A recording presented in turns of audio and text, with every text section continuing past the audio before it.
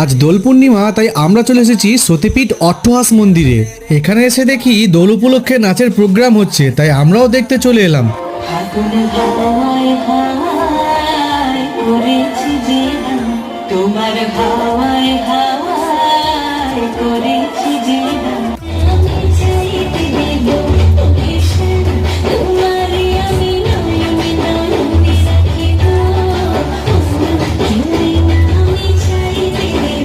এই গরমে নাচ দেখতে দেখতে ঘেমে একাকার হয়ে গেলাম, তাই আর প্রোগ্রাম না দেখে একটু বাইরের দিকে চলে এলাম। এসে দেখি এদের এখনো রং খেলা শেষই হয়নি। তখনই দেওয়ালে একটা পোস্টার চোখে পড়লো। পোস্টারটা না দেখলে হয়তো কোনোদিনই জানতে পারতাম না যে লাল গোলাপেরও কাঁটা থাকে।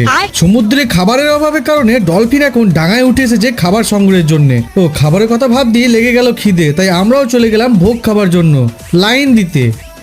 অবশেষে বসার জায়গাটা পেলাম। তারপর আর কি, খেতে খেতেই ব্লগটা শেষ করলাম।